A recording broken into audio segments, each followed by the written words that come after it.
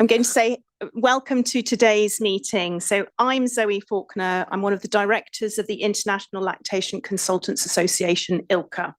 So today's event is hosted by IBFAN, the International Baby Food Action Network, and ILCA, the International Lactation Consultants Association. And the event is co-sponsored by Burundi, Panama, and Ecuador, and generously supported by the Tulleken Foundation and COLANSA, Latin America and Caribbean Nutrition and Health Community. I would like to welcome those in the room joining online and also viewing the recording. And the recording will be made available later. After the event, we will be inviting you to talk together to strengthen the collaboration on this very important topic. We'll be inviting member states to take a lead in bringing a resolution to the WHA to protect all families. So that brings me to the purpose of today's meeting. We are focusing on the global trade of contaminated formula and the need for a global response. We are here to encourage working together to ensure appropriate safeguards are in place to protect all families. We will set out the current situation and highlight examples of formula contamination, including the recent cerulide-related recalls that have occurred in 130 countries. We aim to establish a forum for strengthening collaboration between member states, civil society, with the objective of improving infant and child health protection and the right to optimal health, sharing best practice and leveraging the experience of member states. We will hear from our expert speakers, including representatives from WHO, UNICEF, former WHO and Nestle whistleblower, and an eminent paediatrician, as well as parents affected by formula recalls, and of course from our member states panel. We will conclude this lunchtime session with hearing from our NSA colleague about the next steps and call to action. So we will start with two presentations from subjects experts and then hear from member states. So I'd like to now hand over to Dr. Joan Matji, who's Global Director of Child Nutrition and Development. Thank you very much for that introduction. I'd just like to start by thanking the organizers of this important session. This is so critical. For us as UNICEF, we are indeed, as the main stakeholder involved in child rights and protecting children, very concerned about the evolving global situation related to the recall of infant formula, because all of this is related to our role in safeguarding the health, the safety, and nutritional well-being of infants. As UNICEF, we're closely monitoring this multi-country recall of infant formula. We know that what began in December 2025 as a precautionary action has expanded significantly across global supply chains. It now involves products distributed to up to 99 countries and territories, making it one of the most significant recent food safety incidents affecting infants worldwide. This situation highlights the realities of an increasingly fragile global context, disruptions in supply chains, humanitarian emergencies, and persistent inequalities that further compromise the safe preparation and use of infant formula. And we need to all be conscious of this in our work when we are protecting children. It also reinforces the importance of protecting and investing in breastfeeding as a resilient, a safe, and reliable foundation of infant nutrition. Colleagues, as we sit here representing our different organizations, it is important that we also focus on how we can better enforce a coordinated global response to protect child health, ensuring that we adequately support countries to manage risks, to safeguard infant feeding practices, and to prevent further harm to vulnerable populations. As UNICEF, we play a key role together with our sister agency, WHO, as a technical partner, but also as a global supplier of nutrition commodities across development and humanitarian settings. At the same time, we recognize that in certain contexts, particularly during emergencies, at this current moment, I'm getting copious emails from countries affected by Ebola of requests for ready-to-use infant formula. That's the reality that we live in today. Some infants in those contexts are not breastfed. In those situations, UNICEF works closely with governments and partners to ensure access to safe, appropriate, and quality-assured breast milk substitutes in line with global recommendations and the International Code of Marketing Breast Milk Substitutes.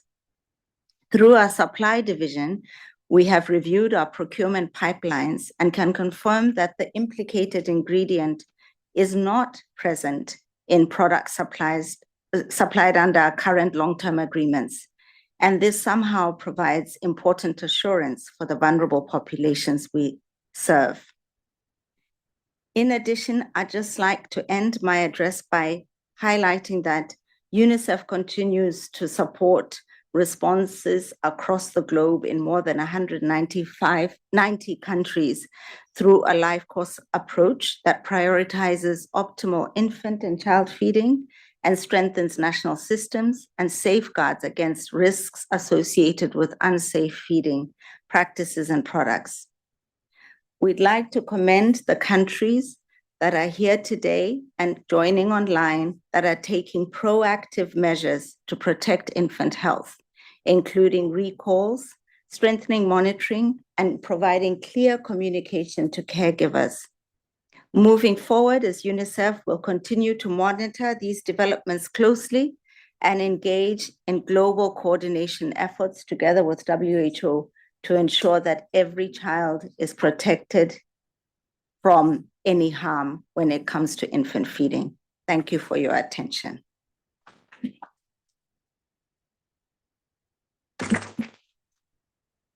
Dr. Joan Matji, thank you so much for your opening introduction there to set our morning session off to a great start. We're now going to move over to Dr. Carmen Savelli, who's going to talk about food safety and nutrition from WHO. Thank you. Thank you, Chair, and let me add my greetings to everybody here this afternoon and also joining online. So I'm pleased to spend about the next 10 minutes or so to talk to you from my perspective at the WHO and specifically from the INFOSAN Secretariat, that's the International Food Safety Authorities Network, on the global implications of some of these recent infant formula contamination incidents.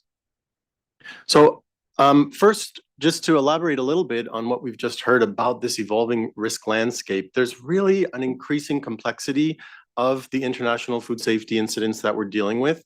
We've got these globalized supply chains, and that's resulting in rapid multi-country exposure when you have the global supply chains connecting ingredients produced in one place and quickly traveling around the world. These shared ingredients in different products are amplifying the ways in which products can get contaminated. And really importantly, as you'll see in the case studies we'll discuss, e-commerce is really introducing new distribution pathways that are introducing challenges that we hadn't seen a lot in the past. And of course, then when we're seeing high-risk products like infant formula that are getting contaminated, of course, there's heightened sensitivity for all the right reasons, and we need to be able to work together quickly to address those incidents and really prevent them in the first place. So there's a growing expectation for the real-time exchange of information, and that's something we try to do through the FAO-WHO International Food Safety Authorities Network, or INFOSAN. So quickly, I wanted to mention the first case study and then move into the one mentioned about Cerelide. But last year, I'm sure you were following when we saw an infant botulism outbreak in 2025. It ended up resulting in 48 cases of infants with botulism linked to these commercial food products, the infant formula products. And the key issue that we saw there was the cross-border e-commerce. That's what made it so complicated, because products were purchased online and then shipped internationally directly to consumers in 23 different countries. And so for us, that makes it very difficult communicating with our regulators in different countries who wouldn't have the normal information from their partners in other countries to be able to implement risk management measures. So when you have those exports through outside of the normal systems, then we face our challenges in communicating. So this one, it was difficult to identify at the start which countries actually were in receipt of these products. So we had limited visibility of the product movement. It was difficult at first to find out in which countries the consumers were based. So really, there's a continued need to engage directly with national authorities, but also on these private sector platforms, because we saw in several instances when you have products that are sent online to different people, sometimes they're using them for personal use, but sometimes they're then putting them on other third-party platforms, and so the distribution gets really complex. So in that case, it just calls to attention that traditional traceability systems might be insufficient in the context of more and more of our food being available online. So if we move to the big event that was introduced as well, the cerealide contamination incident earlier this year, we saw infant formula contaminated with cerealide toxin. And so we know from all the information gathered that there was the contamination resulting from a contaminated ingredient, the ARA oil, and that was produced in one place and then sent to multiple different manufacturers in multiple different countries. And they were using that ingredient to produce hundreds of different products. And they were distributed, as we heard this morning already from our first speaker, to more than 100 countries. So the key complexities for this one was that there was the ingredient level contamination. So it was hard to know at the start, what's the cause here. But one input into the infant formula ended up in this global cascade of affected products. And simultaneously, we were dealing with dozens of countries and more each day, making parallel recalls and risk assessments ongoing in multiple different places, of course, resulting in a need for coordination and trying to get all the information clear so that we could communicate with member states through InfoSan on what products are affected and what risk management measures to implement. So from the InfoSan perspective, clearly we need rapid identification of the affected products and the countries that are required to take action. And in this instance, there was really a continuous flow of information and updates as the traceability information evolved. So there was an extremely high volume of communication across the network. And so it really highlighted this critical role of information exchange across borders, and the timely sharing of those product lists and distribution data is really critical for enabling our neighbors in other countries to take action. Now, in addition, it's really important to say that a lot of the work we do is coordinated with our partners in the European system. So in the Rapid Alert System for Food and Feed, RASIF, they were highly involved because a lot of the factories they are based in Europe. And so really important to highlight all the work done by our colleagues there and the interaction that's required between InfoSan and our colleagues at RASIF, as well the importance of complementarity between ourselves and our colleagues at the ECDC and the European Food Safety Authority, doing tremendous work there, trying to collate a really high volume of information. And given the limited resources that all of us are facing, really highlighting the importance of avoiding duplication and trying to ensure consistent messaging, making sure that we're reporting the same number of cases, for example, from countries that falls within both of the jurisdictions.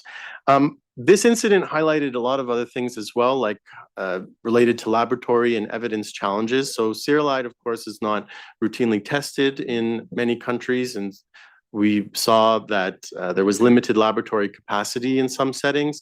And so what that translated into was a delay in confirmation of cases, The symptoms could look like other kinds of illnesses, so it was difficult to get a real confirmation of how many infants were actually affected. And so then also an uneven evidence base across the different countries.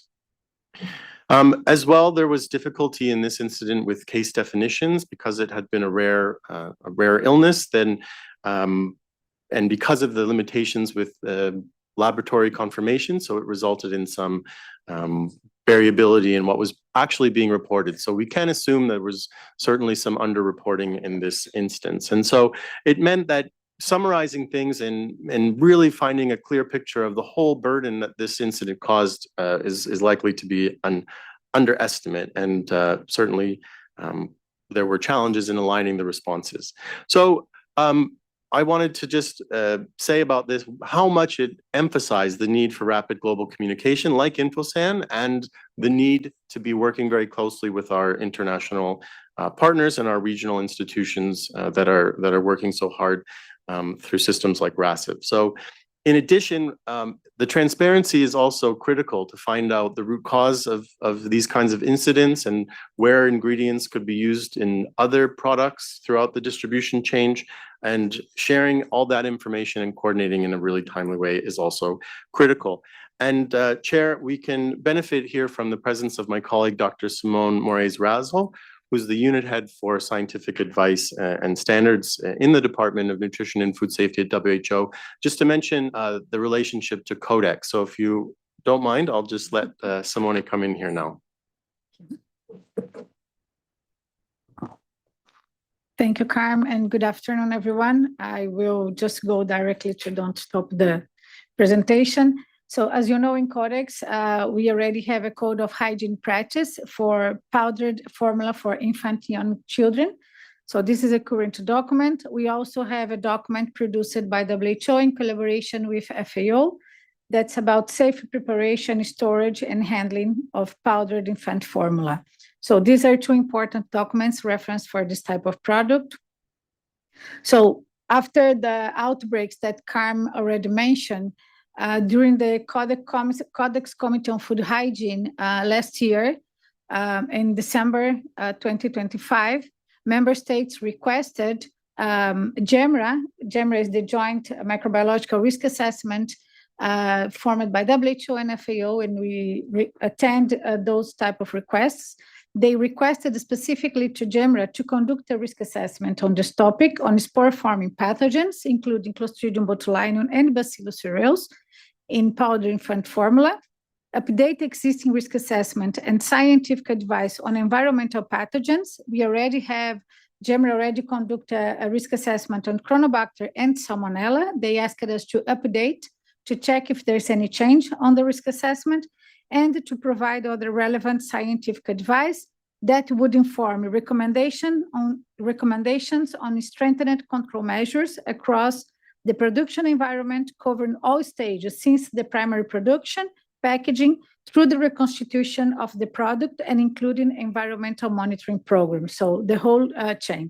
So these were the requests that came from member states in the last CCFH. And based on that, WHO and FAO open a call for experts. This call was open just after the meeting. We open a call for experts and we open a call for data. So we have already a group format. We received the data and we started virtual sessions with the experts that will participate in the evaluation. And the meeting will happen in 1 month. 15 to 29 of June, we will have the GEMRA microbiological risk assessment on infant formula. We will look for Bacillus cereus, the Cerulidae. We will look for Clostridium botulinum, Salmonella, and Chronobacter. What are the potential implications for Codex? So once we finish the meeting, we will then, the first will be a summary report that will be issued normally after 2 weeks after the meeting. After this summary report will be sent to CCFH, so they will evaluate, they will have this in hands by the next CCFH in December this year, and they will make potential decisions, could be that this result from the scientific advice can have implications for potential revision of the Code of Hygiene Practices that I mentioned before, and also on the WHO guideline that was produced with the support of FAO. So we cannot advance any result, so it depends on the meeting. So this is a potential implication as a result of this general meeting, that these two documents may be updated or revised. And a new work proposal could be submitted at the next CCFH this year. That could be, for example, that they decided to create a new electronic working group to work on this topic, but we cannot expect a revised code to be approved before CAC 2028. I don't know are you all familiar how this works, but after the CCFH finishes the work, it needs to go to CAC to be approved. So it takes some time because all the meetings are yearly. CAC occurs normally mid of the year, and CCFH occurs at the end of the year. But there is a timeline that's normal for all Codex documents when they are issued. So this is the last slide. So I thank you very much for the attention. I don't know, Carmen, if you wanted to say final words. I want to thank you both for explaining so eloquently the complexities of that kind of the rapid alert system, and also the nature of e-commerce, and also what WHO is now looking at preparing in terms of tackling some of those challenges on a sort of policy level. So thank you, and we await an update maybe a year from now. That sounds great to hear. We're now going to take a moment to move to the voices of families. So we've got a video to show you, which is really going to illustrate the voices of families' experience with formula contamination. We can play that now. That would be fabulous. Can you get it big screen? Will it be big screen? It's going to be big screen, Kathy. Good. Otherwise, I thought it would be Bob big.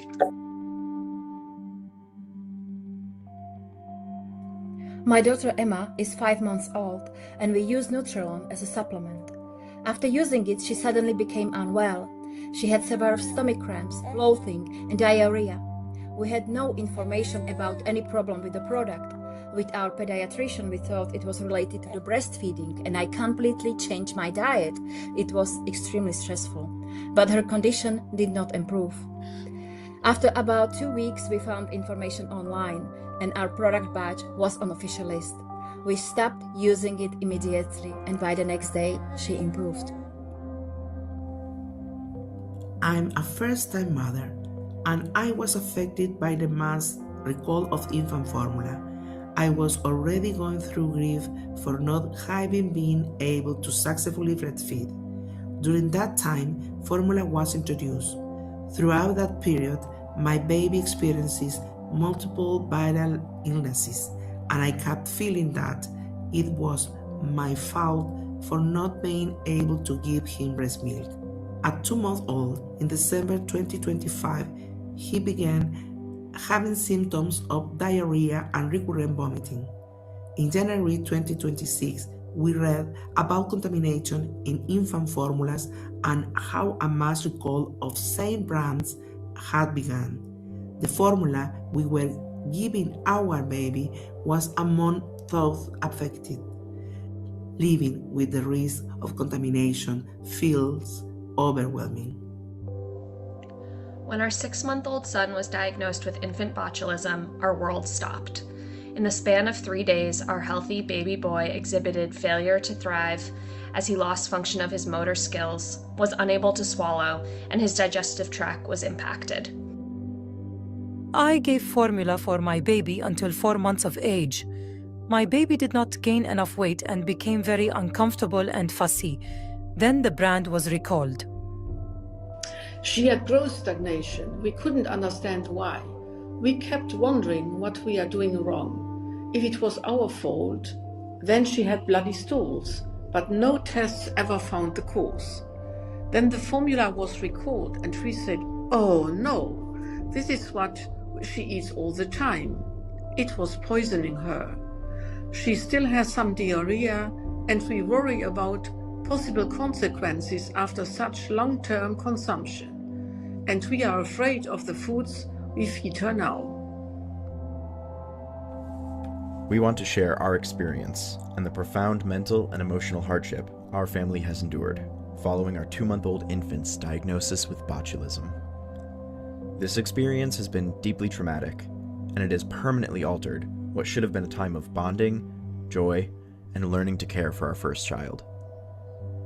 We are grateful that this situation is now being thoroughly investigated and given the serious attention it deserves, so that stronger safety measures can be put in place to prevent other families from enduring the same ordeal. We believe companies can correct mistakes only when there is real accountability. In this case, warnings about potential contamination were ignored and infant safety failed. If there isn't real regulatory change that comes from this, the message to the industry will be that the risk to babies' lives can simply be priced in as cost of doing business. Hello, my name is Christina Mazurek and I'm a breastfeeding consultant. At the end of the 2025, the world was shaken by alarming news: infant formula contamination with cereulide. I am truly concerned about the speed and scale the formula marketing is being promoted as this enormous budget behind it. At the same time, the supporting and promotion breastfeeding remains one of the few ways to challenge this system. Together, we are standing up against enormous corporations. I dream of a future where at the state level, infants and mothers will receive real support, not just support on paper.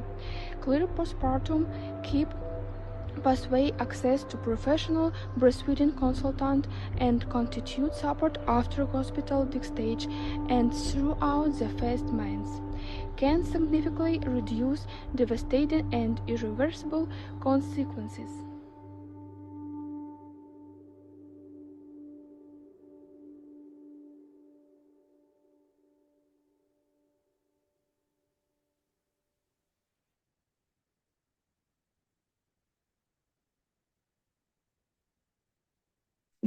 I'd also like to thank all the families who contributed to the video, and it's very lovely to bring their voices to you today. So we're now going to move on to Dr. Yasmine Motarjemi, who's the independent food expert, who's going to talk to us about a call for accountability with infant nutrition. Thank you.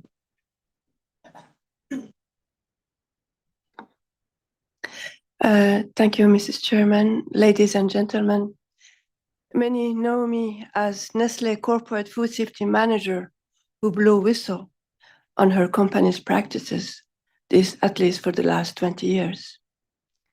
However, during my journey challenging ongoing dysfunctions, I found that the root of the problems lies in governance by regulatory and public health authorities and broader societal dysfunction.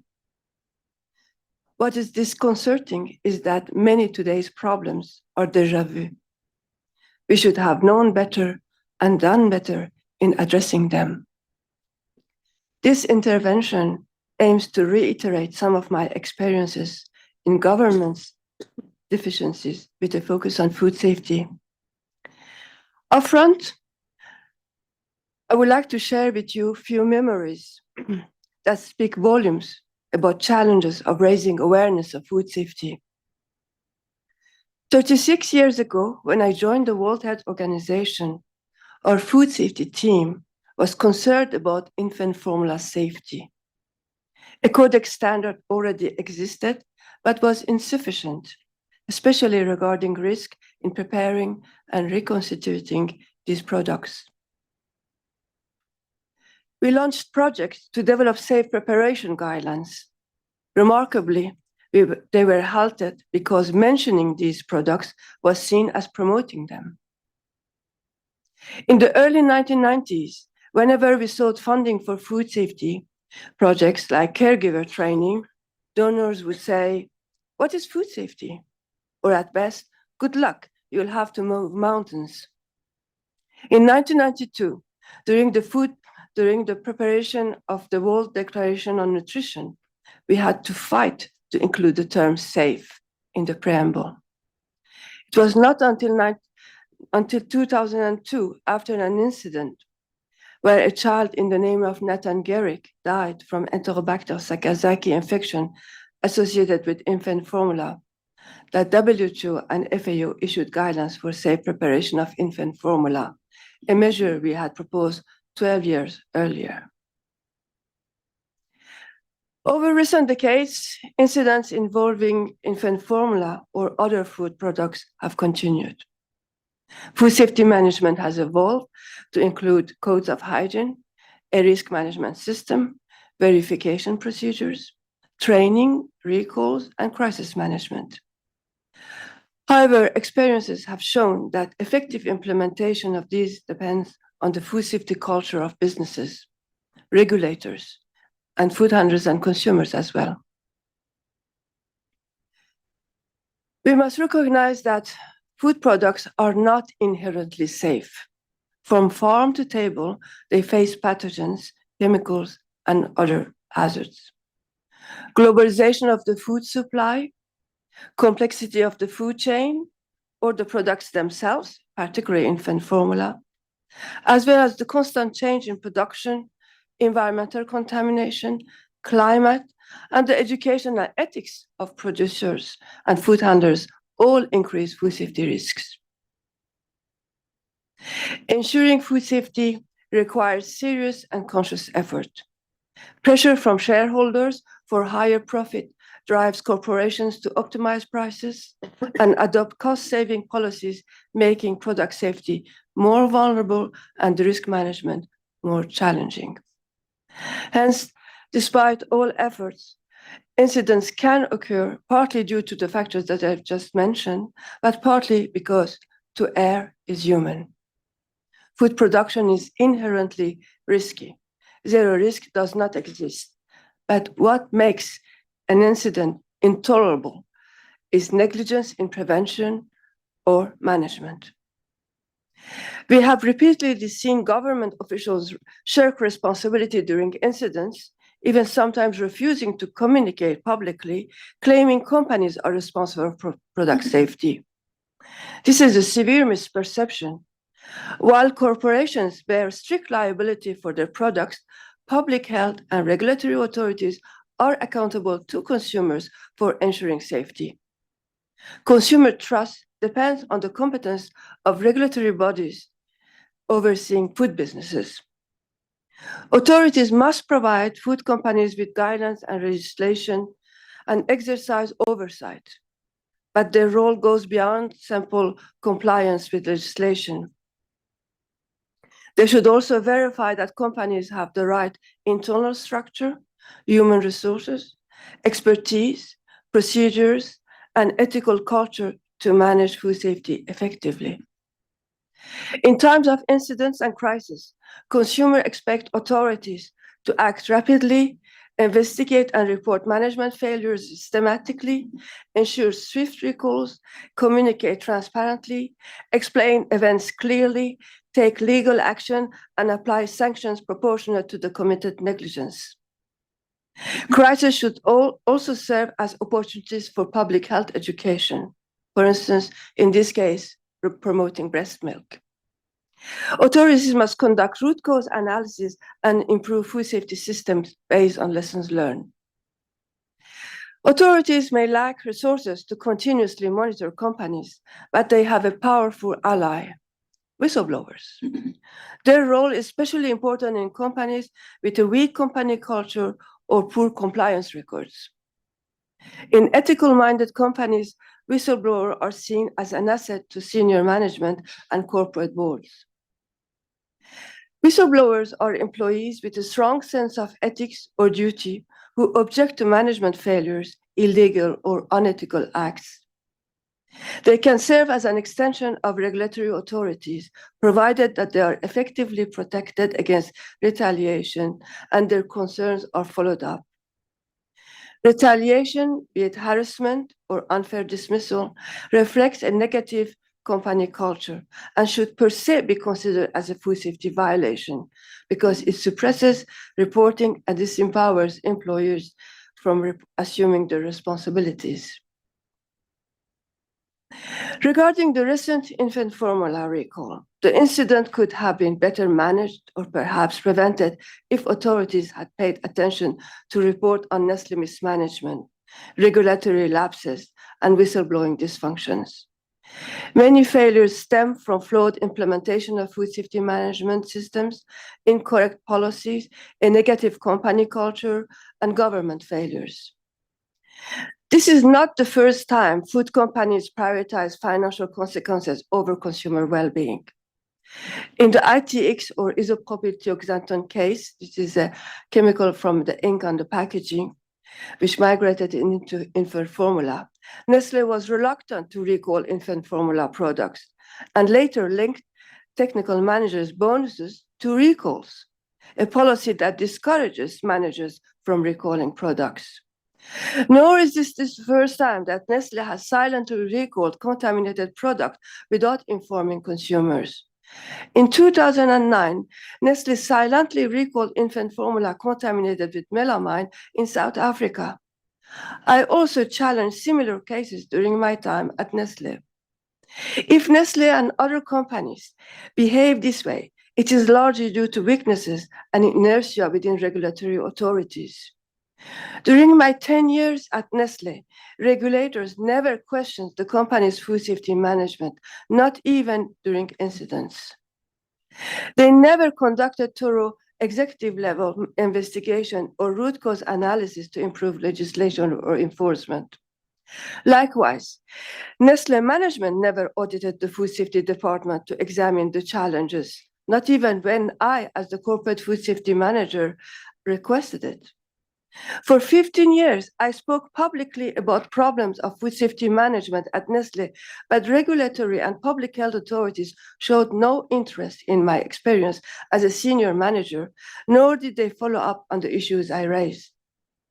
During Nestlé pizza incident that killed 2 children and seriously affected 53 others with E. coli 0157, inspector had used outdated inspection methods. The same may also apply to the Nestlé Waters fraud case. In the recent Nestlé case of infant formula contaminated with cerulite from Bacillus cereus, authorities failed to provide consumers a full explanation of the event or publish an official investigation report. Consumers must rely on media coverage, though many sources lack expertise in food safety management and event analysis. One key lesson from the mad cow disease epidemic in 1996 and the dioxin crisis in 1999 was the importance of transparency and rapid communication. Yet in the Nestlé pizza incident, Nestlé Waters fraud, and the recent infant formula recall, transparency remains lacking about what went wrong and why recalls were delayed and fragmented. Now, my experience as a whistleblower has also been deeply disappointing. I tried to bring food safety mismanagement that I experienced to the attention of judicial and health authorities, as well as the public, to no avail. I discovered that the path to justice is long, costly, and full of obstacles. As to the problems themselves, authorities did not bother to investigate them. Such a situation discourages whistleblowers from reporting violation and mismanagement. I'm just finished. The European Whistleblower Protection Directive is also flawed. It gives companies 3 months to respond to reported food safety issues and authorities another 3 months to follow up. Consumers may already be harmed during that time. In food safety, 6 or even 3 months is a nice age. Finally, given the globalization of the food supply chain and international sourcing of ingredients, we cannot rely on local laws. A binding global directive for whistleblower protection is necessary. Corporate boards must also recognize that protecting whistleblowers is in companies' vested interest and essential for risk mitigation and brand equity. Now, shall we wait decades to see improvements in these areas? Thank you. Excellent.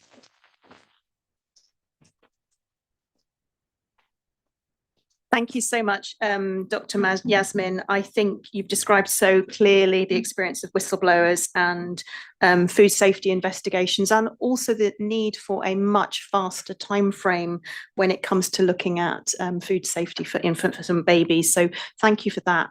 We have another very short video to play for you now to really illustrate this particular experience from a mother's perspective.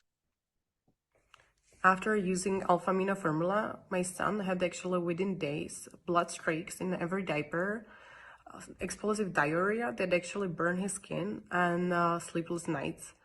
So when we asked doctors, they told us that he's just adjusting to new formula and there is no any medical examination needed. But when we found out that he actually drank recalled batches, we asked again, and they told us that we would be actually the first family with problems connected to the formula. After my son became seriously ill, I've contacted Nestlé, and their first response was to offer us free baby food. But I was not looking for any free products. I wanted real accountability and investigation. Instead, I've met with really cold and defensive behavior from the management. So when we asked for real compensation, we were offered around 400 euros from the management for our family. So I requested a meeting with CEO of Nestlé Czech, where we asked for financial compensation that would actually make a difference and would be given to charity by our choice. And their final offer was 4,000 euros in this case. What I was actually looking from the beginning was real empathy and transparency.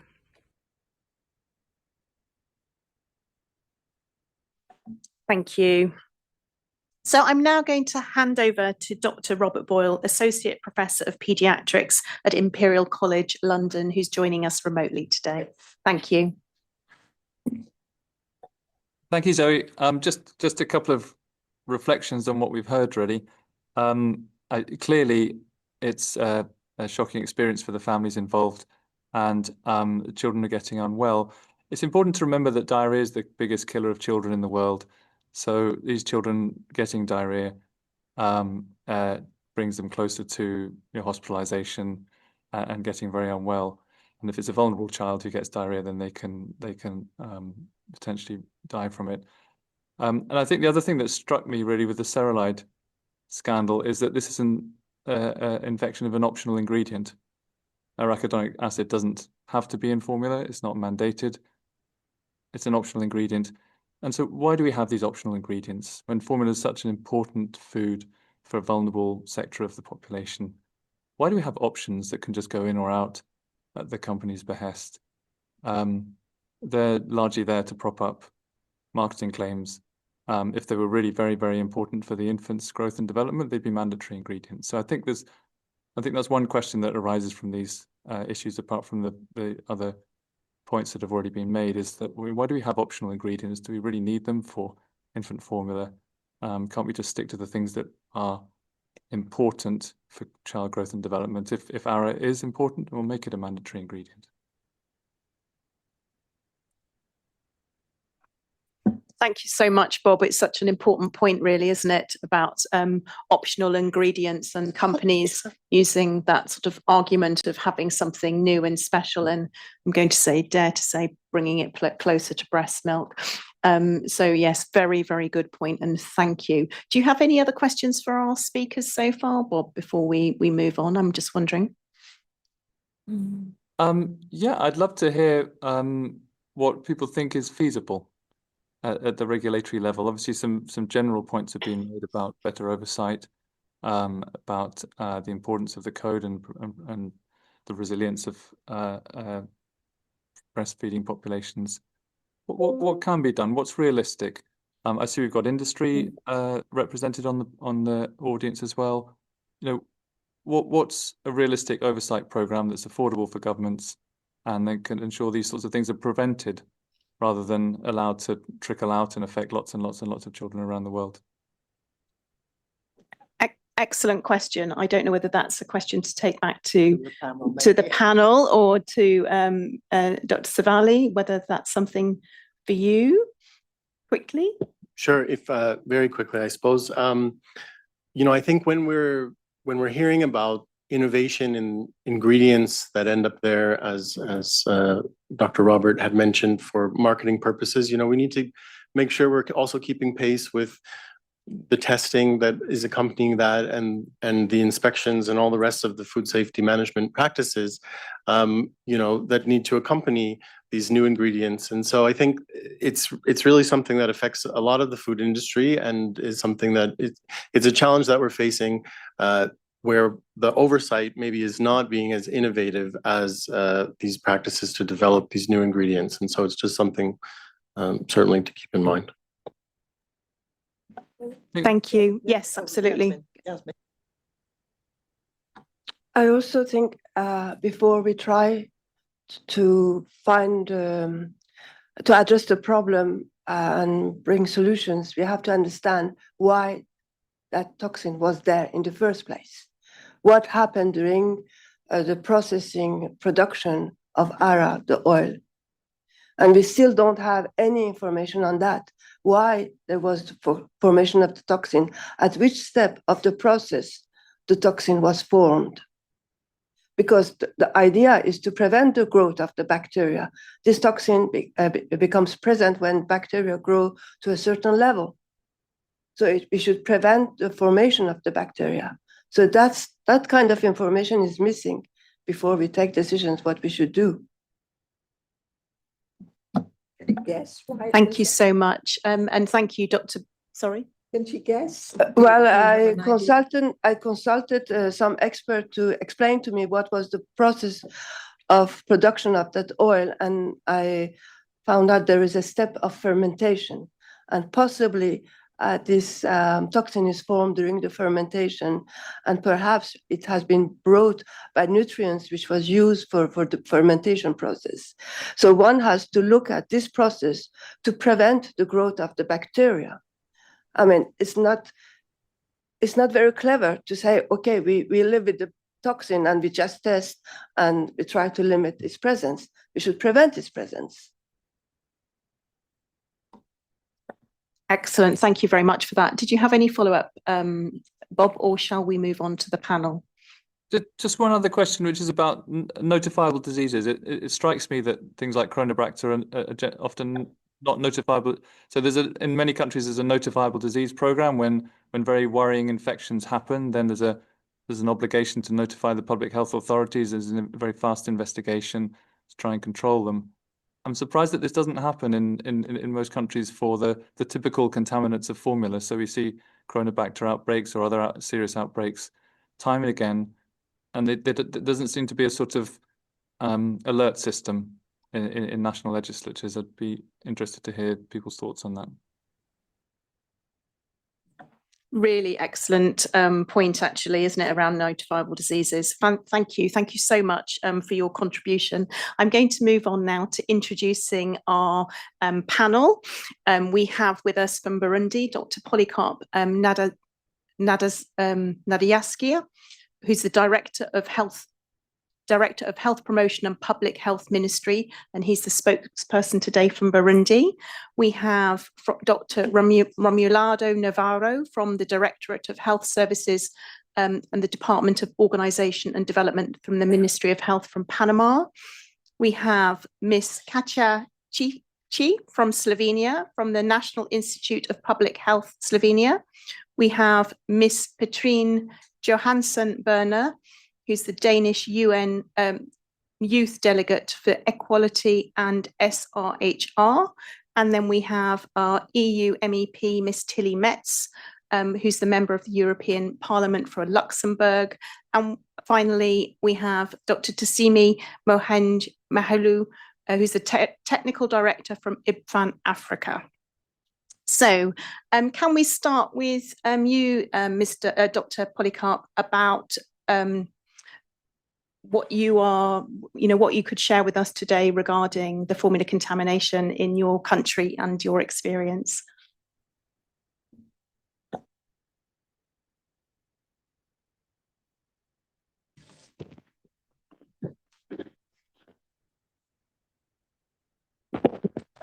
Thank you very much for the floor, but I would like to talk in French. maybe Yes, go someone ahead. is going I'm to here make and translation. je vais traduire. Oui, merci beaucoup. De prime abord, je voudrais saluer l'OMS et les autres organisateurs, les partenaires qui ont fait que cet événement ait lieu, parce que parlant d'un sujet pertinent actuellement, et c'est un sujet qui probablement est sous-estimé dans quelques pays comme les pays subsahariens. Moi, je suis burundais. Je suis burundais dans la partie de l'Est de l'Afrique, East African Community. Et pour le Burundi, même si aucun lot contaminé n'a été officiellement identifié, probablement que ça n'a pas été identifié parce que ça n'a pas été cherché. Donc, d'abord, il remercie l'OMS et les autres organismes. So I am not a professional translator. I'm doing this because I'm here. Dr. Polycarpe would like to thank WHO and the other organizations for taking this situation seriously. And he says that this is a very important matter. And while there have been no contaminated batches identified as being distributed in Burundi, it may be that that's because nobody has looked. Okay. So I can try. So I can tell that Burundi has many vulnerabilities. Burundi vulnerability is particularly high among children under 5 years of age, notably infants who are not breastfed and rely on imported infant formula. Children aged from 6 to 23 months who consume enriched complementary food, and especially children suffering from severe acute malnutrition whose survival depend on important ready-to-use therapeutic food. So this vulnerability is further exacerbated by several structural factors, such as limited laboratory capacity to detect emerging foodborne toxins such as cereals, surveillance systems that are not yet sufficiently sensitive on foodborne intoxications, and fragmentation across surveillance structures, without forgetting socioeconomic and humanitarian constraints that includes reliance on imported products. However, Burundi also benefits from an important protective factor, a high rate of exclusive breastfeeding, estimated at around 85%, which we continue to promote in line with WHO and the UNICEF recommendations. This event serves as a strategic alert underscoring the need to strengthen integrated surveillance of foodborne diseases, enhance national laboratory capacity on the control of imported food, reinforce risk communication and the community engagement, without forgetting and further promote to One Health approach and inter-sectoral coordination. There are many authorities, but which are not always coordinated.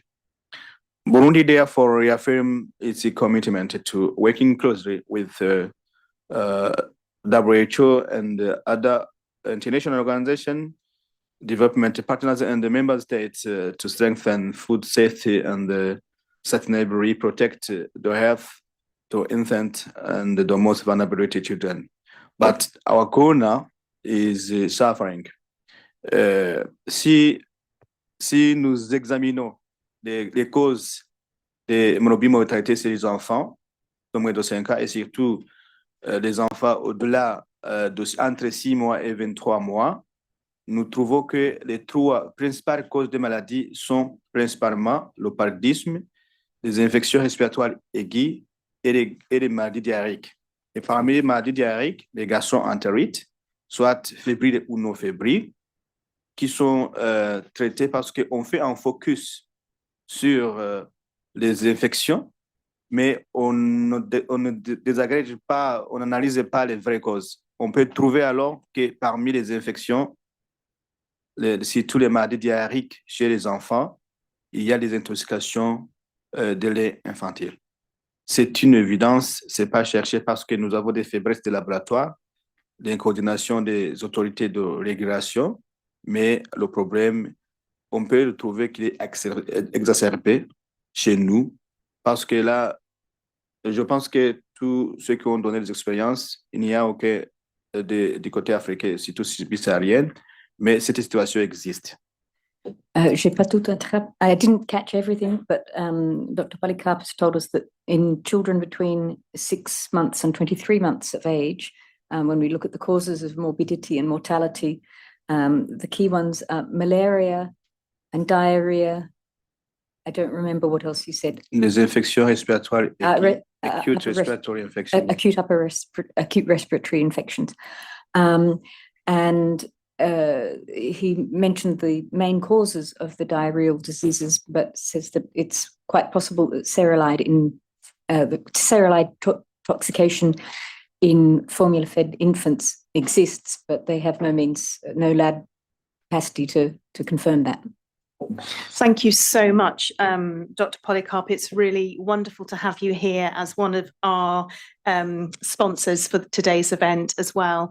And illustrating so clearly, in spite of having high breastfeeding rates, the impact of formula contamination on the families in your country. So thank you very much for that really valuable contribution. I'd like to move now to Panama, who are also sponsoring today's event, and hear from Dr. Romualdo Navarro about the experience in your country and perhaps what you're doing around, with what capacity you've got for monitoring cases and what it's like on the ground. Thank you. Thank you. Panamá se siente agradecido por la invitación a este evento como copatrocinador, priorizando la alimentación infantil óptima y fortaleciendo la protección de la lactancia materna. Panama is grateful for this invitation to this event as a co-sponsor, prioritizing optimal infant feeding and strengthening the protection of breastfeeding. El país reconoce que la lactancia materna es una estrategia fundamental para la salud infantil y materna, promoviendo la lactancia materna exclusiva durante los primeros 6 meses y su continuación hasta los 2 años o más. Asimismo, destaca los avances nacionales en campañas educativas, salas de lactancia y protección legal mediante una legislación robusta. The country recognized that breastfeeding is a fundamental strategy for maternal and child health, promoting exclusive breastfeeding during the first 6 months and its continuation up to 2 years of age or beyond. Likewise, it highlights national progress in educational campaigns, breastfeeding rooms, and legal protections through robust legislation. Panamá expresa preocupación por el crecimiento descontrolado del marketing digital utilizado por la industria para influir en madres, padres y cuidadores mediante información engañosa y la medicalización de procesos fisiológicos normales de la infancia, promoviendo fórmulas innecesarias. Panama expresses concern over the uncontrolled growth of digital marketing used by industry to influence mothers, fathers, and caregivers through misleading information and the medicalization of normal psychological childhood processes, promoting unnecessary formula use. Por ello, el país respalda acciones internacionales que permitan regular estas prácticas, proteger la alimentación adecuada de lactantes y niños pequeños y fortalecer la defensa de la lactancia materna frente a intereses comerciales. Therefore, the country supports international actions and regulating these practices, protecting appropriate infant and young child feeding, and strengthening the defense of breastfeedings against commercial interests. Thank you. Thank you.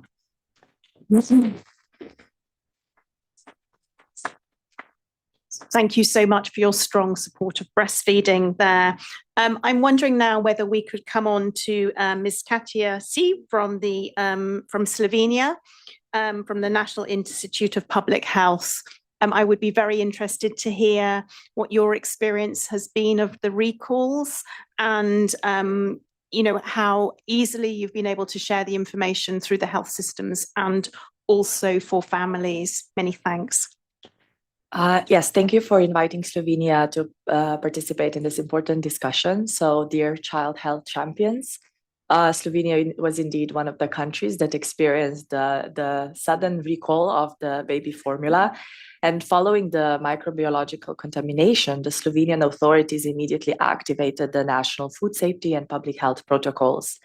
The response included rapid product recall, intensified laboratory testing, and of course, risk communication to both healthcare providers and parents. Now, in January of 2026, the Health Inspectorate was informed through the Rapid Alert System for Food and Feed, and that kicked the national response into gear. Then mobilization happened through a chain of Ministry of Health, the National Institute of Public Health in Slovenia, media, civil society, and communities, especially the communities of young parents. And information was shared all over media, specifically trustworthy news sources that disseminated the messages of health institutions appropriately. And we realized public communication indeed needs to be transparent, timely, and evidence-based to maintain trust and prevent further exposure. The Ministry of Health in Slovenia also holds an updated database of current dangerous and inconsistent items, including contaminated formula, and you can actually look through the archive to also check what has happened in the past so that we have an overview throughout history. And the National Institute also helped communicate to parents about the systems of potential poisoning so that they could keep an eye out for their baby's well-being. Now, from a systems point of view, the experience reinforced the need for resilience of supply chain oversight and preparedness for food safety emergencies. But from a more human standpoint, the situation was also quite traumatic for many parents. The confusion, the fear of the unknown, uncertainty about the future, and most importantly, acute helplessness when it comes to the health of one's child. So parents were worried because the recall of products was happening almost every day on a daily basis, not at once. And they were not sure if it's even okay to use the products that were not yet marked as contaminated. What is going to happen with that in the future?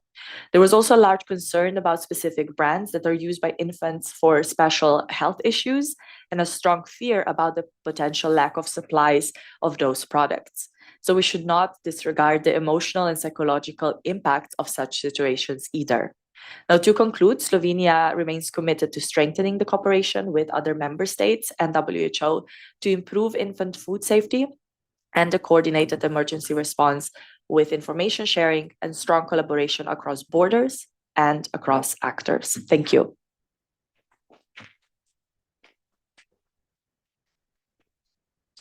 Thank you for such a really clear demonstration of what's possible in terms of protecting families in your country. It was really interesting to hear. And I'm just wondering if I could clarify then, really thinking about Dr. Boyle's point about notifiable diseases, is that included within your framework? Yes, so that is amongst the health information that is publicly being shared on the websites of the National Institute, so that parents are informed not just about the systems, but also the potential additional implications when it comes to health. For example, we had a recent experience in April with the potential contamination of baby food that was contaminated with rat poison. And the experience came from Austria, but due to the proximity, we also did a communication campaign to make sure that everyone was informed about the importance of intact packaging as well. So that happens on quite a timely basis, and we do make sure to just keep everything updated and the upkeep of information on all the platforms. Thank you. It sounds like a great case study for other member states. So very much, very grateful for your contribution. I'm wondering if we can now move to Denmark, and we've got Miss Petrine, Johannesen, Berner, who's the Danish UN Youth Delegate for Equality and SRHR. And I'm very conscious that as representing the young persons, you are actually the future parents and future mothers. So how does this issue resonate for you and potentially feeding your children in the future? Well, thank you for including me in this conversation, because as you just said, it's very much related to youth and future mothers. And as a young woman myself who wants to have kids someday, this is very scary. Because I might not be able to breastfeed, and then I might have to use formula. And how can I know that something like this never happens again? So that makes me scared as a future mother, and makes me scared for all the other future mothers out there. So we need to make sure that this never happens again. We need to make sure that we have clear authorities, making sure that nothing like this goes to market. And we must also make sure that it goes to all the places in the world, and that it is nutritious and safe, because I myself am in a fortunate situation that I'm from Denmark, and there is multiple different forms of formula, but you might find a mother somewhere else who only has access to one kind of formula, and that might not be safe. So it is really clear why this is important, and I really, really hope that we get it under control, so that the future mothers of this world can safely, without fearing making their own kids sick, use this product. So, thank you. Thank you so much. It's so lovely to hear you share your experience, and of course the anxiety with thinking forward to what your future might be as a parent, as a mother. So thank you so much for your contribution today and making time to be with us. So I'd now like to move on to Ms. Tilly Metz, who is the member of European Parliament for Luxembourg, so is a EU MEP. Over to you, Tilly, on a kind of European level. So a big responsibility in terms of thinking about that joined up coordination that was discussed earlier today, and actually how you manage that cross-border trade, but really that cross-border communication as well. So, what action can be taken on a European level to protect families? I'm looking forward to hearing. First of all, thank you very much for inviting me. And of course, I must say, honestly, my first thoughts go naturally to the parents, to the babies, to the families that were affected, that still have fear. And we see also the impact on the next generation. And also a big thanks to the whistleblowers. I think that's also important to make things evolve. And yes, we need to protect them better. That's also one lesson I take already out of here. So when we look at the European situation, I speak now of the European Union situation. So between the 19th of December 2025 to the 13th of February 2026, so there were 6 EU countries: Austria, Belgium, Denmark, France, Luxembourg, and Spain. I say also now the United Kingdom, where we had reported infants with gastrointestinal symptoms and consumption of the infant formula. So the disease outbreak notice came in March 2026, and at the European level, I must say the communication went quite quickly. So the reaction was quite quickly, even though the conditions were really complex. And I come back to that afterwards. So between member states, also between member states and the Commission.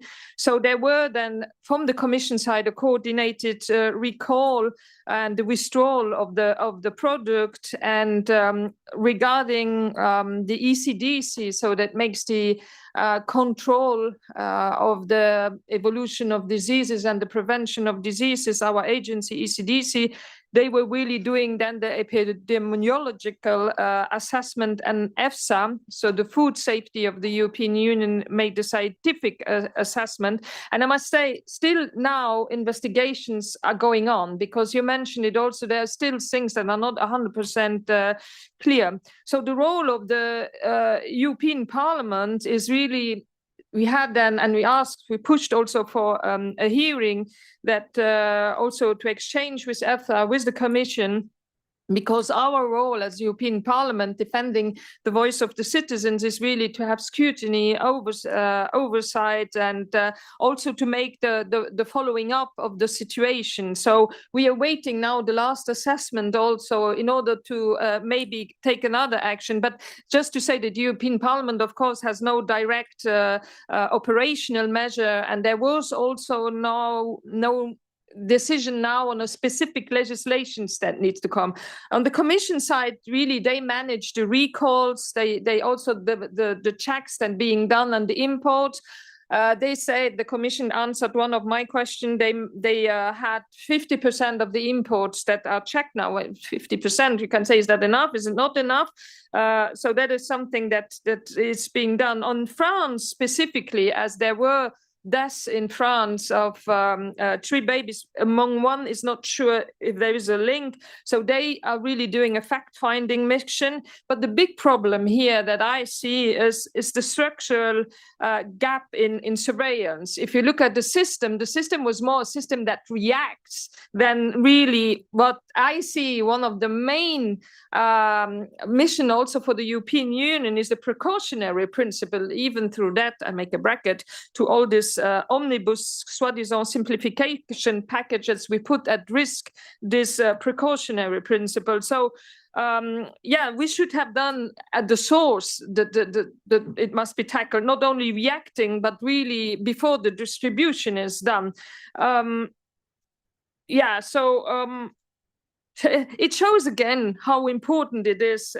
I repeat myself, the infant formula, the food we give to our most vulnerable babies under 6 months, and this food must be safe. But the main issue I see also is that we don't have enough control over the global supply chains that feed our infants. I mean, coming from China, I mean, this was spread across nearly 140 countries throughout the world. So that's why also, and I'm very happy to be here. I was now on mission here at the WHO.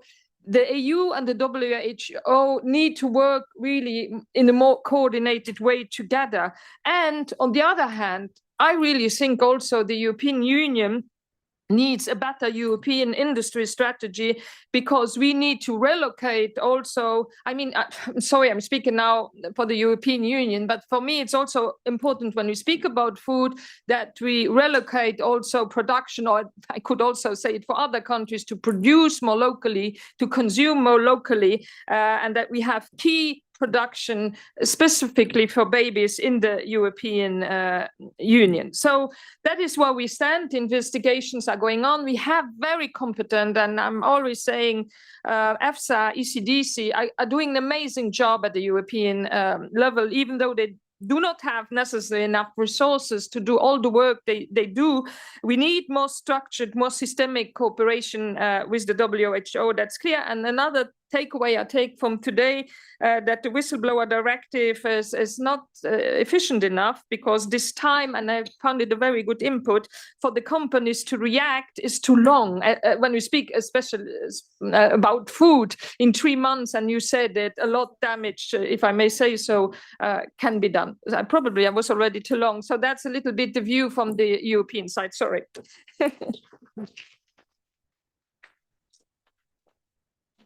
Thank you so much. It's a really good illustration, because you're already dealing with cross borders on a European level, and you're highlighting some solutions as well, or potential solutions around, producing locally for that geographical region. So I really appreciate that, albeit aspirational at this point in time, because we are dealing with, really massive companies with, cross-border production globally. So it is a challenge, but I appreciate that you were also offering us some solutions there. So thank you very much for that. Now, on our panel, our last speaker is going to be Dr. Simi Moneng Malangu, Technical Director of IBFAN Africa. And I'm delighted, and Chair, sorry, I do apologise. And I'm delighted to hand you over to conclude our panel today. Thank you, Chair. Good afternoon. You know, it's interesting to hear when people are recording numbers that so many children died, so many children were sick. In Africa, we can't even share those numbers because for most of the children who died, we can't even link them to the formula. For most of the children who were ill, we can't even link them to the formula, which is a serious concern. Firstly, most of them, stools are not even taken to test for what could have been the cause of the illness. This is a bigger problem. But when the announcement was made early this year in January, most mothers panicked and some of them started changing formula to different formulas. But within no time, even the ones they had chosen were also now recalled. Some reported that, oh, I didn't know that it was this formula. I thought my child was allergic to milk. And because all these symptoms were there, but nobody could even confirm. There were parents who were saying, I've even discarded the tin that I used for milk and I can't even report to anybody. Some are even saying, yes, I was told, because what the statement was saying, if you have a formula that has this code or whatever, return it to the store. For rural mothers, they don't even have the money to return it. Some, when they called the industry, I mean, especially called Nestle, I remember one mom said, I had bought 2 tins, what do I do? They said, no, open the other tin and see, it will also make your child sick. I mean, that's a problem. I mean, one was asked to go back and collect a voucher. It means you should still buy our product. If we give you a voucher, we are not giving you money for another option. So the problems that mothers are experiencing on the ground, especially in our environments. I mean, most of the formula is imported in South Africa and they were able to communicate with the neighboring countries. But nobody can tell whether the health inspectors had the capacity to collect those formulas from the retail stores. We haven't heard of anything about whether they were collected, how many mothers even returned the formula. Some had just continued using the formula because they had no other option. So for me, I have a feeling that we are disadvantaged because you have sick children in a health system that is already ailing. You have diarrheal diseases, even in countries where diarrheal diseases are recorded, but you can't differentiate between the type of diarrhea that you had. Our mothers didn't even know where to look for the batch number in the tin because that was not communicated. So in a way, I think this should be an opportunity for us to start promoting breastfeeding. When I was listening to the mothers' discussion on Facebook, some of them were saying, my child almost died and I didn't know what the reason was. I only saw now that it's actually this formula that I'm using. And I thought I had mixed it wrongly. I thought I had done something wrong. And some were saying, you know, my friend advised me to rather breastfeed instead of continuing with a different formula. So we need to use this as an opportunity to strengthen the breastfeeding programs in our countries. And I thank you. I could say much more, but.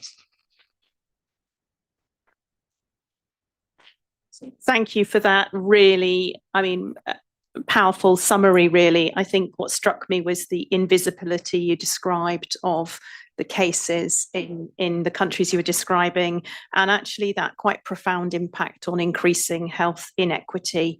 And then, finally thinking that mothers are actually blaming themselves. I mean, I think it's the nature of motherhood, isn't it, that we generally take on things that don't go well and assume it's down to us. But I really value your final call for supporting breastfeeding to conclude. So thank you very much for that. And we are running close to time, but I'm now going to hand over to Patty Rundle, who's Policy Director and Baby Milk Action. Actually, before I do that, I need to thank the panel. I do apologise, I should have done that first. So I'd like to thank the panel for your time today. Really, really valuable contribution, but I'm now going to hand over to Patty, Policy Director of Baby Milk Action and IBFAN UK. Yes, and on the Global Council, Lynn there and I are all on the Global Council of IBFAN, which is a network of groups that really has worked for a long time, 45 years. The code that we helped bring in was 45 years old yesterday, and it's one of the things that we've tried to keep going all the time, every 2 years, to bring it up to date, watch what the marketing is, and actually improve it. And one of the reasons why the code is so important, and people have often ignore, you've talked about codex, but most people have no idea what codex is. They don't realize that the reason why some of the countries are not implementing the strong laws is because they're attacked by big corporations if they go anything above codex standards. And codex standards are a mixture. They've got the business there. Sometimes there's 40% of the room is from the food industry. Then you have WHO, which is great. We really need the WHO there. But then you have the governments, and the governments are not sending health experts. They're sending food standard people. So there needs to be a change here. We need to do something, because if we get the codex standard up to the same level as WHO, which has a single mandate of health for all, for everybody, and it's health. It's not mixed up like Codex, which is actually facilitation of trade at the same time as consumer health. And so this is why I think we need to all think about, how are our laws made? How are we actually going to do something to make a difference? As you said, Yasmine, we can't keep going on. We do have we know that the countries have brought in law. This is the latest report, the 2026 report that we do with WHO. IBFAN, we used to do this before, WHO and UNICEF together. We produce this and we're monitoring what the countries are doing. But, it's hard work, because the attacks from the industry on governments, and I would like to say this, it's actually because we've had a multi-stakeholder approach. You, Yasmine, are saying you were not, when you were with Nestle, you weren't inspected. It was a trust. And that's what the multi-stakeholder approach does. It encourages you to think that the companies, and particularly big ones with fabulous names like Nestle, would never do anything terrible, and you could trust them. It's a nonsense in that respect. Governments, and I was so pleased that you mentioned that, even though I'm not letting the companies off the hook. They are completely culpable. They should be in prison.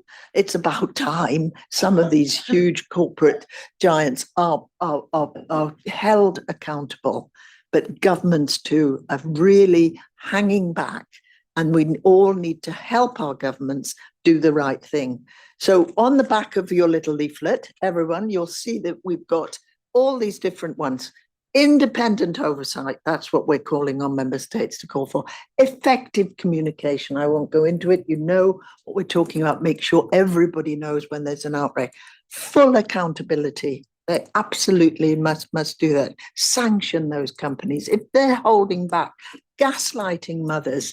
I don't know whether anybody knows that term, gaslighting, but that's what we saw with that Czech mother, wasn't it? It was her fault. Enforce the resolution that Brazil led on last year. It was fantastic, the digital marketing. Invest in breastfeeding support. And really, I want hands up from member states, as many as you can, to go for another resolution next year on this issue to implement all these things. Because without a good resolution, you will not get the changes that all these things. And also prompt Codex to do the right thing. It's hard. only last week Codex is pushing a new guidance that will let companies, can you imagine the worst companies in the world, persuade their governments to have flexible labeling for products in emergencies? And we were fighting like mad to say, please don't allow this for baby foods. The one thing you need for baby foods is to have absolutely at least the language and how to make it up in the right language with no promotion. This is what Codex did, pushed by the US yesterday, and it will come up in July and probably pass unless member states really kick up a fuss and say, this is not right. We call it disaster capitalism. It is a deliberate, I think, not to care what happens. You produce products that actually tell people in the West that it's great, but actually it's not great at all. Double the level of sugar in developing countries. I mean, there are appalling things that we can all point to. So I'll stop there because we're running out of time. Yes, say something. No, I would like to thank you, Patty, for comment about importance of public health in Codex. So when Patty says that Codex is approving something, are the member states, are the countries who are approving that? So, and this is right. So we don't have too much public health authorities really engaged in Codex. So the decision is being made by other authorities. We need to have more public health authorities' voices to be heard in the Codex committees, not only in the Committee on Nutrition, on labeling, but for example, now we will have the CCFH, we will discuss the results from GEMRA, probably creating a working group. We need public health authorities committed to protect the most vulnerable, to be actively participating on those committees, on those electronic working groups. And this needs to happen in all Codex committees. So it's not only the hygiene, but now we have this issue on the Committee of Hygiene. So we really need to have more public health authorities engaged and actively participating in Codex. So just remember, when we say Codex is approving emergency labeling flexibility, are the committees, are the members who are approving that.